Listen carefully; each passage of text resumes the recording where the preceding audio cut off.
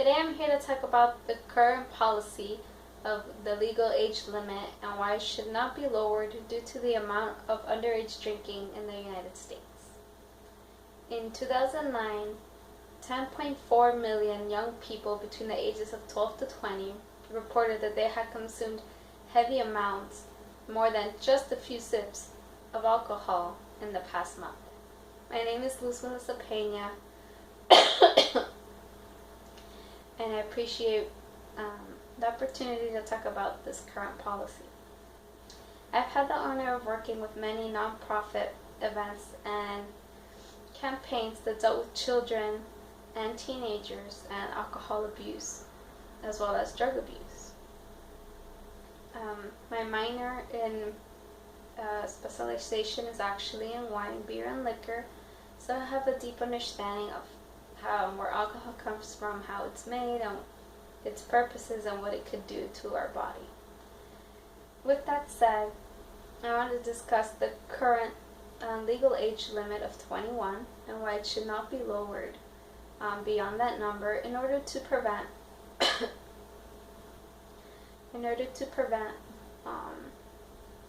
the alcoholic abuse that comes from underage drinking. My goal in this speech is that you will hear about the disgraceful behavior and that you will also help spread the word of our current policy. I want to look at the history behind why our current policy is in place, look at other countries that have a lower age limit, as well as discuss the effects that alcohol has on developing minds. So in order to first understand why our age limit is 21, you should go ahead and look at the history. When the prohibition had ended, each state was allowed to choose their alcoholic limit age between 18 and 21.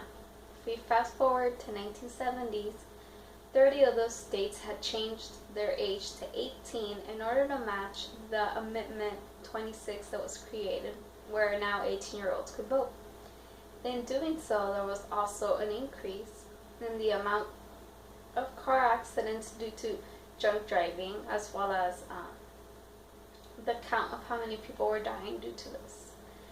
Studies went ahead and linked it to the young drunken population. So in 1984, Congress decided to decrease highway funding by 10% to any state that had the age limit lower than 21. So by 1988, all 50 states have went ahead and changed it back to 21. Now the number 21 seems to be coming up a lot, and this is because 21 has also a deep history. The age 21 comes from the Old English system, where 21 was considered adulthood. Now fast forward to nowadays, we consider adulthood based on certain responsibilities. So when we turn 18, we're allowed to vote, we're allowed to fight for our country, we're allowed to buy a lottery ticket, and we're allowed to smoke tobacco. When we're 21, we're allowed to vote, we're allowed to drink, and when we're 25, we're allowed to rent a car.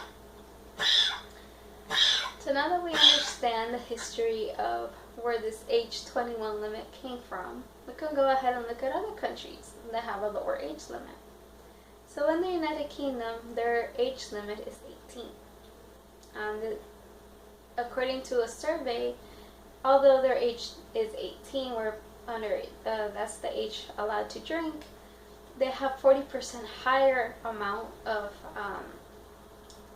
underage drinkers who are either alcohol dependent, binge drinkers, alcohol abuse, compared to the number of underage drinkers here, which include 18-year-olds or under, in the United States. There's another survey that shows that 35% of young people that start drinking at an earlier age will develop an alcoholic dependence later on in their adulthood life. It is also said that those that drink later on in life will have a less alcoholic dependence. Speaking internationally, the average age of someone is introduced to an alcoholic beverage is age 12. and 80% of people who will start consuming alcohol are from the ages 15 and under, according to the World Health Organization. So now that we see that other countries that have a lower age limit, it does not necessarily mean that the young people will be able to make wiser decisions or learn how to control their drinking habits before they reach adulthood. This could also be due to the fact that alcohol affects developing brains. A study done by Brown and Susan of the University of California in San Diego looked at MRIs of 10 healthy women who had not drank, and 10 women who had started binge drinking at a younger age. The results show that the women who had been drinking at a younger age had a hard time recalling certain subjects or where things were placed in comparison to those that had healthy brains. So as adolescents get older, it is said that they drink more, as well as gender-wise, boys will drink more than girls. A study shows that this is a correlation of what they call the Trinkle effect. If the age limit is set to 18, those who are newly turning 18 will purchase the alcohol for their younger peers, which would be anyone younger than 18, so high school, middle school. So you'll be introducing those age groups to alcohol. But if the legal age limit is 21, those that are 21 are set to buy alcohol for those that are between 18 and 24. So it all depends on the peer group. There's yet another survey that shows that alcohol affects the development of the frontal lobes, which is where we have our emotions, our organization, and a bunch of other skills, our planning skills. If this is affected during our younger ages, by the time we become adults, we actually have a lot of people with depression or other medical conditions that happen because they were drinking at a younger age. So now that we've seen the history of why our current age limit is 21, what other countries set their age limits at and how that affects their population, we can also see the effects of alcohol and how that affects the developing brains. With that said, the conclusion here is that we should keep our age limit at 21, but we should also find a way to prevent underage drinking. So, if you are a parent, I encourage you to talk to your children about alcohol and how it can affect the body. We should try to get educational programs set into the high schools.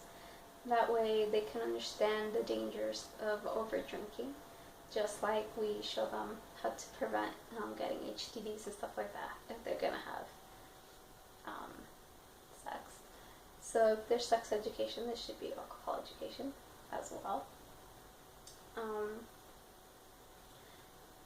You should all go ahead and look into the policies placed in your own states, and I encourage you all to write a petition